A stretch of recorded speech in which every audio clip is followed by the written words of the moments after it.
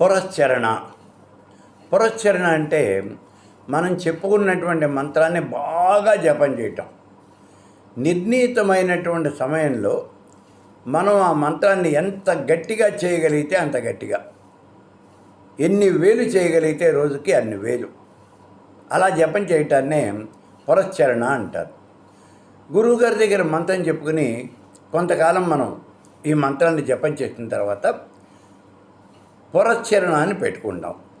అది ఒక వారం రోజులు, 10 రోజులు, లేకపోతే అర్ధమండలం అంటే 20 రోజులు, మండలం 40 రోజులు, ఇలా కొన్ని రోజులు మనం నిర్ణీత సమయాన్ని పెట్టుకోవడం జరుగుతుంది. ఆ నిర్ణీత సమయంలో ఆ దేవత యొక్క జపం అనేది చాలా గట్టిగా చేస్తాం. ఇప్పుడు ఈ పురశ్చరణ చేయాలి అంటే దాంట్లో కూడా కొన్ని నియమాలు నిష్టలు ఉన్నాయి. మనం పురశ్చరణ ఎన్ని రోజులు పెట్టుకున్నాం, ఉదాహరణకి 10 రోజులు పెట్టుకున్నాం అనుకోండి.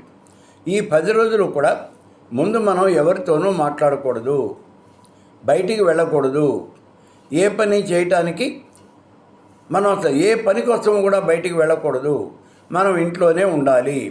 అలా ఇంట్లో ఉంటూ ఉదయం, మధ్యాహ్నం, సాయంత్రం 3 పూట్ల కూడా దేవతకి అర్చన అనేది చేయాలి. 3 పూట్ల సహస్రనామార్చన చేయాలి. తర్వాత ఆ దేవతకు ఉన్నటువంటి కవచము, హృదయము ఇట్లాంటివి ఏమైనా ఉంటే అవన్నీ కూడా చదవాలి. చదివిన తర్వాత ఇప్పుడు ఆ దేవతకి జపం ఉదయం నుంచి సాయంత్రం దాకా విపరీతంగా జపం చేయాలి. అంటే ఇక్కడ ఏమవుతుంది, ఉదయం ముందు దేవతకి పూజ చేసి, దీపారాధన చేసి దేవతకి పూజ చేసేసి ఇప్పుడు మీరు వెళ్ళి టిఫిన్ చేయండి. టిఫిన్ చేసిన తర్వాత ఇప్పుడు ఆ దేవతకి జపం చేయటం మొదలుపెట్టండి. మధ్యాహ్నం దాకా జపం చేయండి. మధ్యాహ్నం మళ్ళీ పురపూజ, సహస్రనామార్చన చేయండి.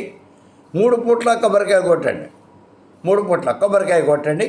మళ్ళీ మీరు టిఫిన్ చేసి కాసేపు విశ్రాంతి తీసుకోండి. మళ్ళీ మీరు సాయంత్రం దాకా జపం చేయండి. అప్పుడు రాత్రికి మళ్ళీ ఆ దేవతకి పూజ చేసి కొబ్బరికాయ కొట్టి మహానివేదన పెట్టి ఇప్పుడు మీరు భోజనం చేయండి. ఈ రకంగా మనం కనుక ఈ పురశ్చరణ చేసినట్లయితే ఫలితము అనేది చాలా ఎక్కువగా ఉంటుంది, చాలా ఎక్కువగా ఉంటుంది. కాబట్టి ఈ పురశ్చరణ చేయటము ఇది ప్రతి వాళ్ళు కూడా తప్పనిసరిగా చేయాలి. సంవత్సరానికి ఒకసారి అయినా సరే మీ వీలుని బట్టి మంత్ర పురశ్చరణ చేయటం అనేది చాలా మంచిది.